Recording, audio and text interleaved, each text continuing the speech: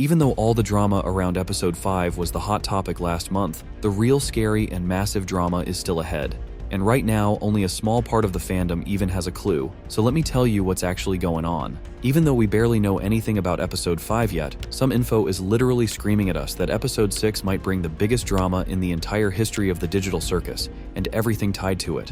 Everyone perfectly understands how much influence Jax has on the other characters. You, me, and Pomni will go check on Kaufmo, which leaves Crybaby and Hoo-Ha together to go handle the Zooble situation. I want to see what your funny cartoon body does. Hey, take it easy. Oh, take it easy, that's you. Hey, that's good of you, Pomni.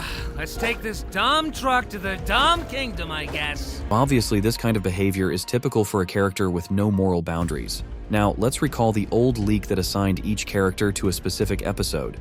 Episode 6 was originally considered Jax's episode, and even if we look back at Gooseworks' December update, where they mentioned that the original division was rather loose and episodes 5 and 6 would be split evenly, we still can't ignore that initial leak. No matter how you look at it, episode 6 is going to have a strong focus on Jax. Now let's go back to Tumblr. Goose straight up said in one of their posts that episode 5 would be the last of the so-called calm episodes. And if we think about everything that's happened in the previous episodes... Everyone all right? Can you repeat the question? I couldn't hear you over the knives. Hey, Gangle, you should ram into him.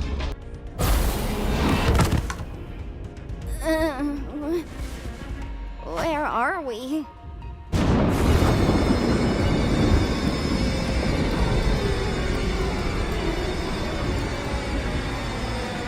Oh, that's...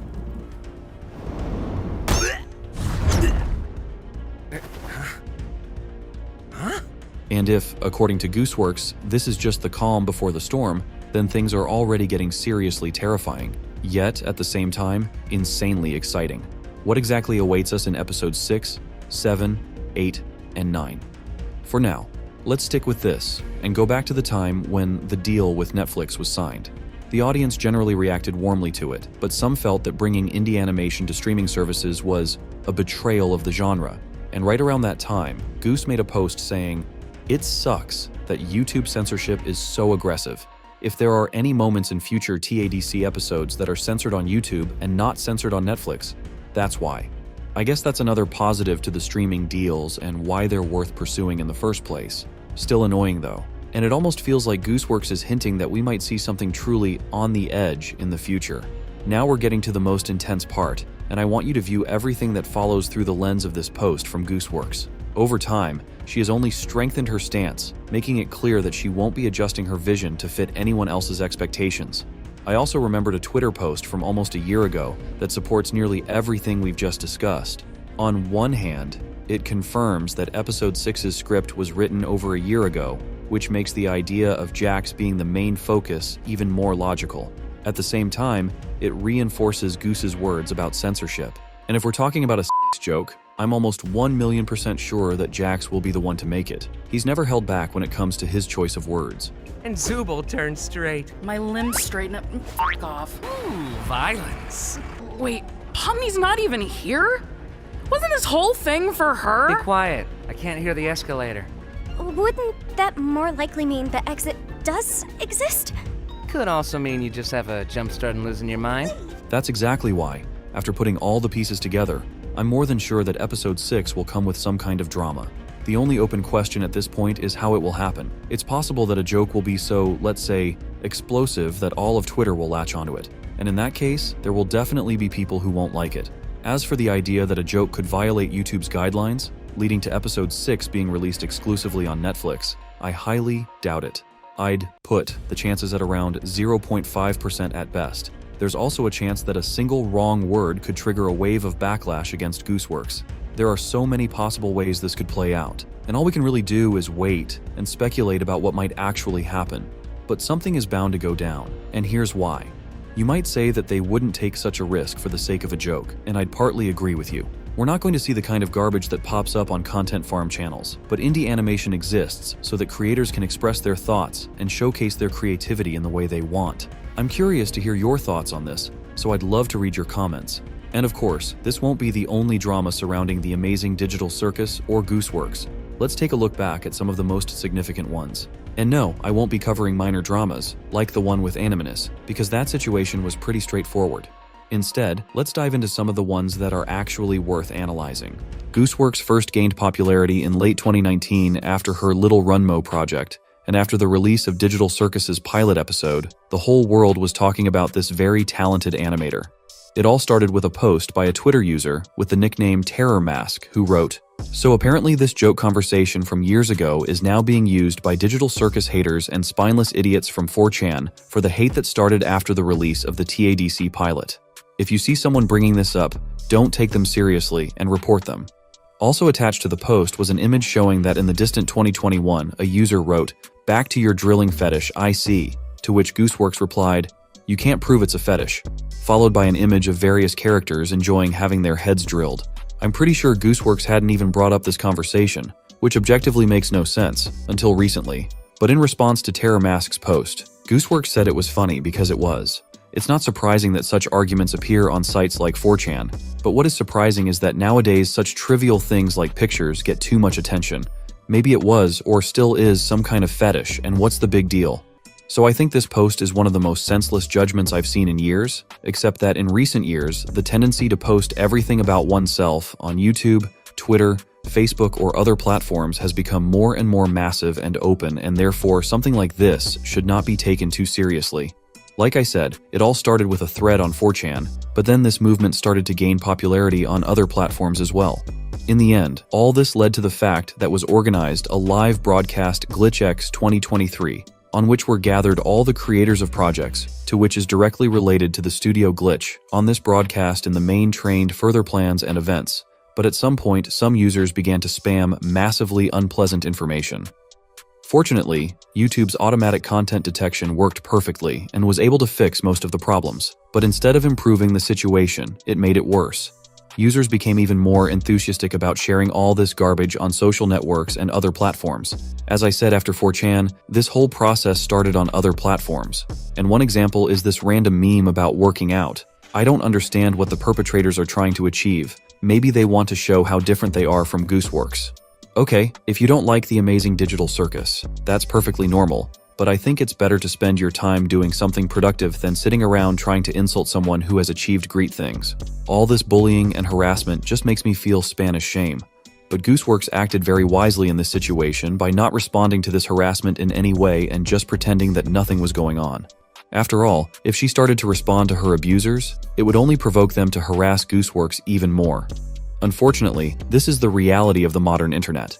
There has also been some controversy over Gooseworx's very strange Gooseworx account, but don't be fooled into thinking it's something bigger than it is. It's just a private Gooseworx account that came under scrutiny after this whole situation. To be honest, I'm very upset by the behavior of some of the viewers. And since we're about to see a new episode of the Digital Circus, I'm afraid there will be more and more of these nasty posts. And now let's get to the next part of our video. And in it, we'll talk about a phenomenon that could jeopardize the continuation of our favorite show about the strange yet amazing Digital Circus, content farm channels. I think you've all heard of them at least once in your life. And as the Digital Circus began to grow in popularity, their numbers began to grow more and more. Initially, Gooseworx didn't talk about it directly, but recently we saw that it is really concerned about this problem. It all started with one of these channels that makes as many videos as possible in order to make as much money as possible. Gooseworx originally said, "You guys keep sending me the worst content farm slop imaginable," and you're like, "What are your thoughts on this? I like genuine fan content, but it's just getting really hard to find in the endless sea of soulless trash." After that, however, there was some calm and no further statements from Gooseworx on the subject. But it went on like that until December 29th. And just before the new year, a post was published in which Gooseworx seriously touched on this topic. I don't mean to be a buzzkill, but don't you guys think drawing or obsessing over this character is just giving these content farm channels what they want? Like, I'd be fine with it if it came from a fan and not a content farm video, but it very much comes from a content farm video. That's exactly what Gooseworx wrote on her Twitter, and even so, there is some resentment around the situation. Of course, content farm channels have a negative impact on the activities of those who are really trying hard to produce quality and original content, and the most striking example of such farms is the Hornstromp network of channels that have been in the business for several years, trying to squeeze maximum profit out of every new popular show or game. It seems to me that Gooseworx is having a hard time with these channels taking advantage of her work, and there is nothing she can do about it. One user responded that people are just having fun this way, but Goose responded by saying that if it was fan work, there would be no problems or issues. The obvious implication is that these channels are not stamping content for the sake of ideas but for money, and they are hardly fans either. And just a couple of hours later, Gooseworx published a mock mini-comic which is designed to illustrate the whole situation. In the first scene, a fan says, "Goose, please do something about these content farm channels. They're ruining the show." And you can see that Goose doesn't react to this and just stands there silently, but then in the second image she replies, "Because it originates from a content farm video. I'd prefer if people made their own design or latched onto something made by an actual fan," and shows that very image. Well, in the third image, we see a reference to a previous post where the user said that these people are just having fun. Judging by her tweets, she received some criticism from fans of the digital circus, and someone suggested she just file a complaint against the content farm channels. But apparently most people don't understand how some YouTube processes work, and that's exactly what Gooseworx pointed out in her next post, saying, "What do you want me to do about it? The amazing digital circus isn't on my channel, so I can't copyright strike them, and even if could, isn't there an unspoken rule about copyright striking videos you don't like? Like, I'm pretty sure that's always been frowned upon." And that's actually a very smart stance because on YouTube, a lot of people help each other, but you always have to realize where the line ends that you can't cross. I think that both Gooseworx and the Glitch channel team have often received links to all these videos from the user, and in this case, it's clear that her nervous system couldn't take it, and she decided to respond once and for all, both to those who make such content and those who send it. Also, we know that Jax is her favorite, and many fans and not only started to redraw him just from the images of those channels that are content farms. And when she also expressed her displeasure on this topic, she started receiving various messages like this in response. Also, when Goose wrote that she had not been feeling well lately, she was immediately answered that during her absence there had been a huge number of copycats on TikTok and other platforms. I think the best thing to do in this situation is to just ignore such content and not publicize it to the world so that it continues to exist in its bubble. Copycats. As I said earlier, the amazing digital circus has gained huge popularity, and with it, the popularity of Gooseworx and Michael Kovac has also started to skyrocket. And it was expected that they will have imitators who will impersonate famous personalities in order to deceive or profit. And if earlier our main characters of this story were silent, then recently they began to speak out more and more on this topic. And the first to start this case was Michael Kovac, who published a post in Twitter with a complaint to the support service, not understanding why this strange account is still not banned. This discontent was caused by the fact that this wannabe publishes not very pleasant content, and such posts some users may take seriously and think that Michael wrote them. And he also wrote, "Impersonation aside, this account is consistently harassing users, making racist remarks, and even posted an image of an address previously associated with me. I've reported them multiple times, yet you've been completely useless." And after that, Gooseworx also added, "Twitter's made it basically impossible to report impersonators. I spent around 2 hours going through all the hoops and was met with this at the end, and on top of that attached a picture that perfectly demonstrates the flawed identification system among Twitter's support team." And Goose also showed some of the accounts that are impersonating her. And against this background, she published a post in which she expressed all her discontent. "I really didn't want to do this. I hate engaging with these type of things or sieving them attention, but considering hit a brick wall through support, I want you all to report Gooseworx 7247 for impersonation. They're interacting with young fans, and I'm not okay with that." And the problem with these accounts is not their existence, but their actions. If they had just created a copycat Gooseworx account, then there would be no problem. The main reason is the intentions of these people because first they mislead everyone, and then they start manipulating the audience or promoting content they see fit. It's just a dirty business that deserves only condemnation. But thankfully, this copycat Gooseworx account has been permanently deleted, and our original Goose was able to get justice. I hope Twitter starts regulating situations like this more seriously soon. And by the way, around the same time, there was an unpleasant situation with Michael Kovac. A user posted a first-person video with the caption that Kovac was dying. In response, he immediately received a message from Michael Kovac himself where he said, "I would appreciate it if you would stop making posts about myself, Elsie, or other voice actors dying. None of us enjoy it. Please, don't harass the OP. I'm assuming they are young and don't understand that it's uncomfortable." To which one user said, "Didn't you say you would be more careful about censoring users and such? Not trying to dig on you or anything. Just saying." And Michael Kovac apparently got tired of arguing and just said that he had already answered everything he wanted to.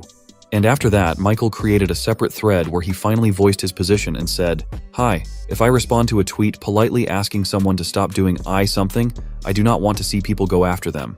I've already said my piece. Do not speak for me and overwhelm the original poster. Thanks."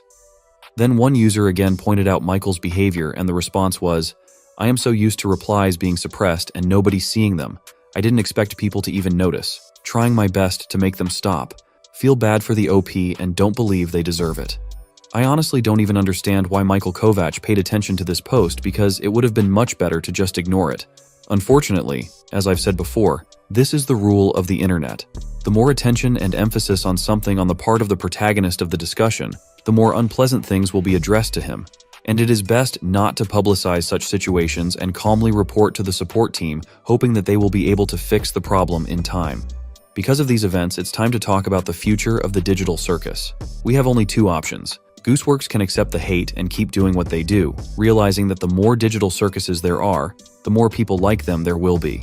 Or Goose can be offended by the audience and deliberately delay the release of new episodes or cancel this amazing digital show altogether.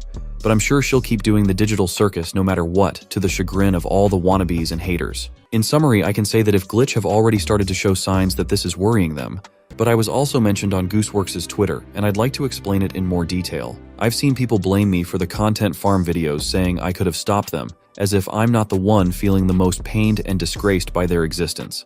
I've talked to Glitch about it when they first started showing up, plus several other times when people kept asking me to do something about them, but nothing will be enough to stop them.